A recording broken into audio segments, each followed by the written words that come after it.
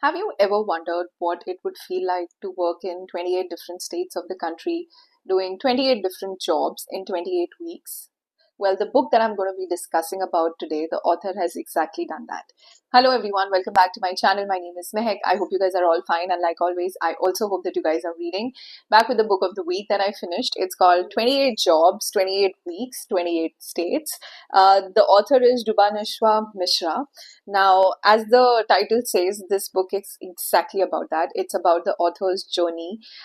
So, giving a background about him, he is an engineer by degree, has a stable job, but one day he decides to take on this project where so he uses crowdfunding and gathers funds for it, where he decides that he's going to come out of his comfort zone and do this project where he's going to travel to 28 different states in the country.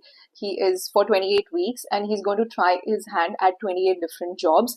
Now, these are not white collar jobs. They range from a variety of things which is mentioned, which forms the 28 chapters in this book.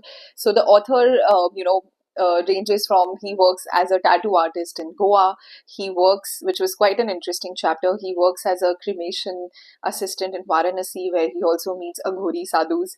He works as a mud artisan in West Bengal, a river rafting trainer in Rishikesh. He works as a data entry administrator in Jharkhand. He does all different kinds of jobs. He goes to Nagaland, where he tries to, find a job in a gun factory. So yeah, he meets all different kinds of people, and each chapter, introduces us to a new job, a new place, and new perspective.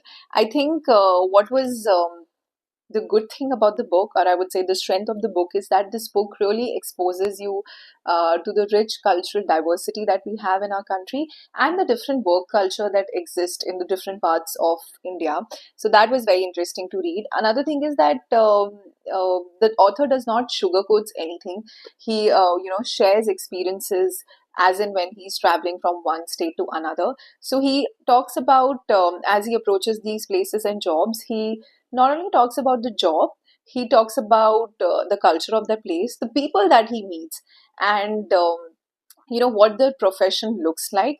But please be careful that if you pick up this book to get a detailed insight into what these 28 professions are like, you're going to be disappointed. These are just snapshots of the author, what work he does. It is not going to give you a detailed analysis of what each of these professions looks like.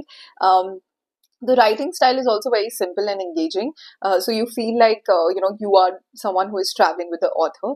And I think what didn't work for me for this book was that I felt the pacing of the book was quite uneven. While some of the chapters, the author really spoke in detail about his journey and the profession that he took, the some of the chapters felt really rushed, so the pace was an issue with me. And like again, because of the pace being rushed, you felt like there should have been more to the story.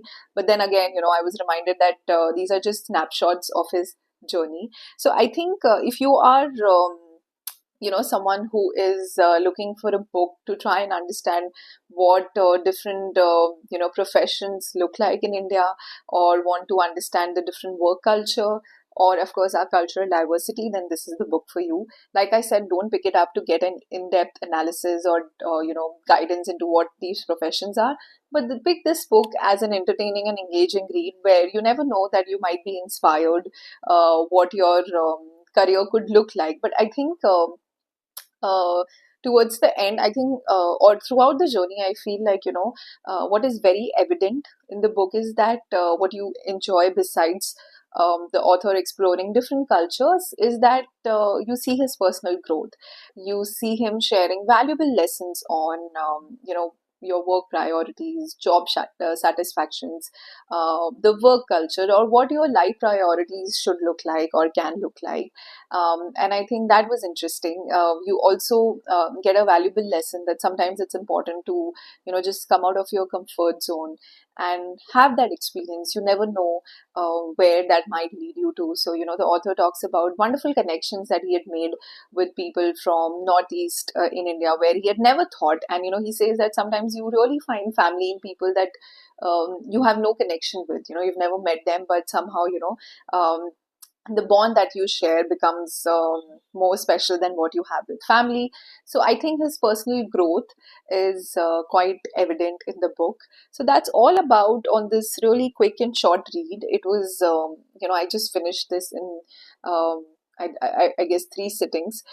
So not a very heavy read. So I hope you enjoyed this short, quick review on this book. I'm going to see you guys next week with another title. Till then, take care. Bye bye.